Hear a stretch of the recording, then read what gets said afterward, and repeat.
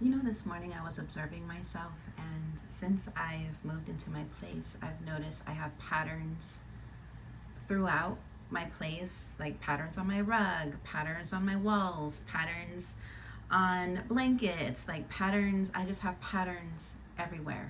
I'm wearing a shirt or dress that I bought with patterns.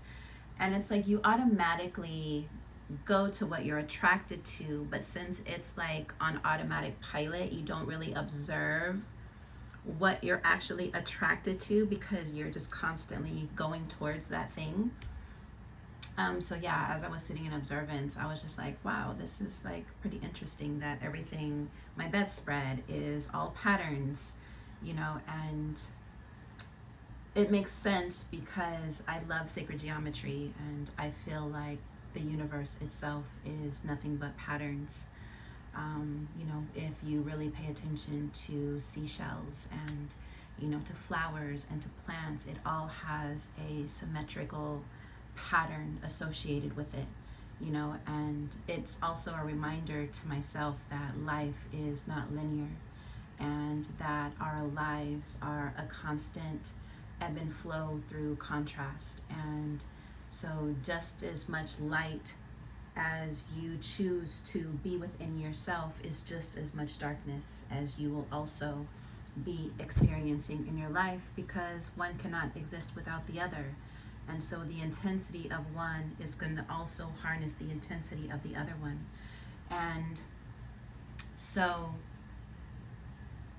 being able to sit back and, observe the patterns within ourselves and the external world, which is also a representation of ourselves, will begin to reveal a lot of things about you. I think a lot of things about myself.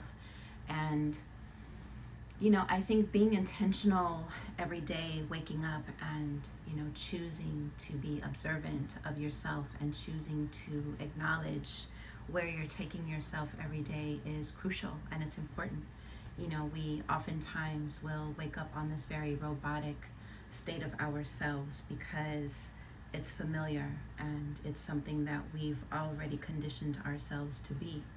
And I think another beautiful thing is realizing that we have the option to reinvent ourselves, to do a reset, to reevaluate, to re-examine in order to realign ourselves in the direction that we truly want to see ourselves in, and it's, I wish that we would take the opportunity to really sit with ourselves and acknowledge these things about ourselves, instead of waking up every day in this victim mentality, or waking up every day not taking accountability for where we are leading ourselves and what our bodies are telling us that we need. And I was watching this video the other day of, lately I've had a lot of hip and lower back signals. This is what I'm using now, signals. I don't want to use the word pain, but signals. And here in this area of your hips, well, most of that is like Saggy energy, right? Sagittarius, because if you guys aren't aware, every body part is associated with an astrological sign, right? Aries is the head, Taurus is the mouth, the shoulders, arms, and the lungs is Gemini. You have your heart chakra, which is Leo, and so on and so forth.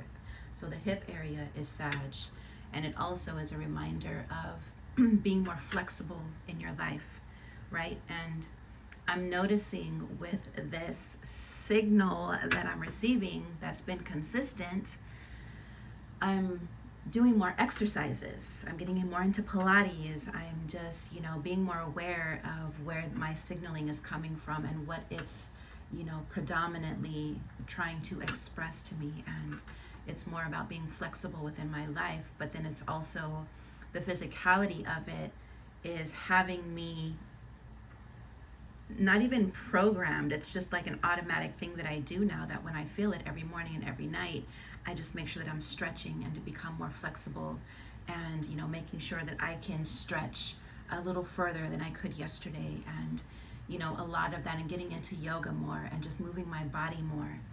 And so when you become in tuned with yourself through all of the patterns that you have created for yourself, and realize that everything is not going to be the same every day, then now you're holding this space of yourself to honor, everything that you are, which is mind, body, and energy, frequency, however you want to define that.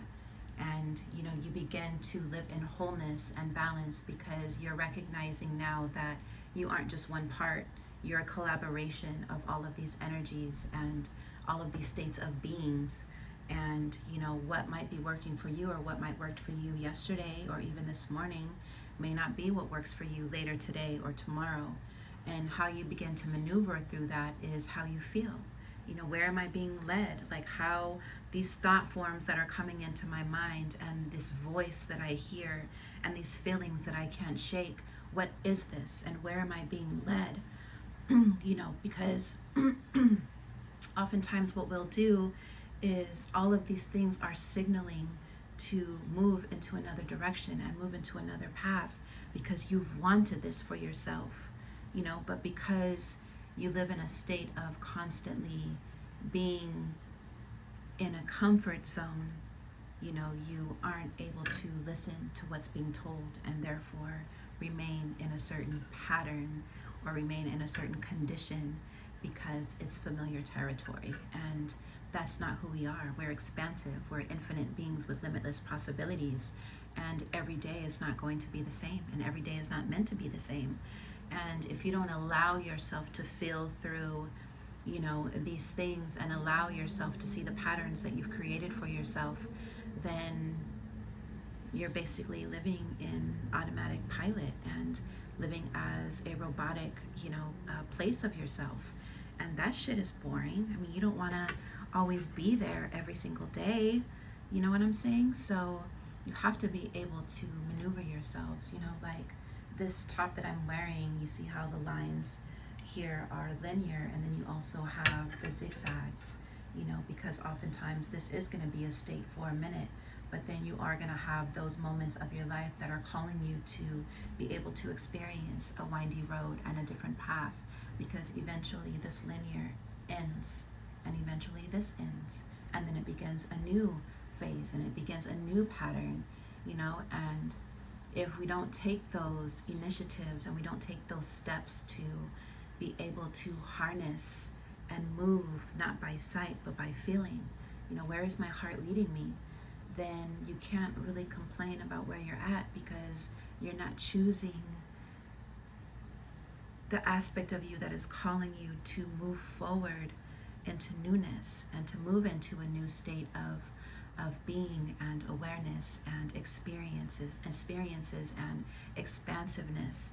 And that is going to require you to have a new persona. You cannot show up as your old self in a new paradigm. It's going to require you to put on a new attire and put on new garments. And when I say that, I'm using that as a metaphor, and you begin to be okay with the shedding of the layers of the old you, because you know that the new self is calling you to a higher state of frequency within yourself. Because if you don't, you're going to get left behind.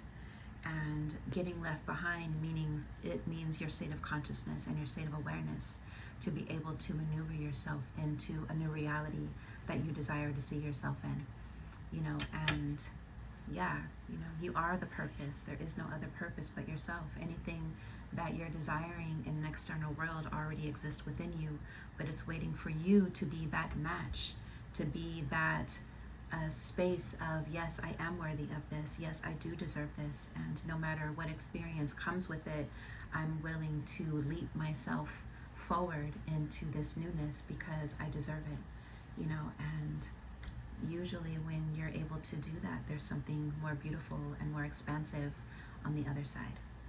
All right, so I'm gonna leave you guys with this. It's like a 10-minute video so I can move forward on my day, but I wish you guys the best. And always remember, in the comment section, I am an infinite being with limitless possibilities. Hold that in your heart and hold that here in your womb. All right, peace.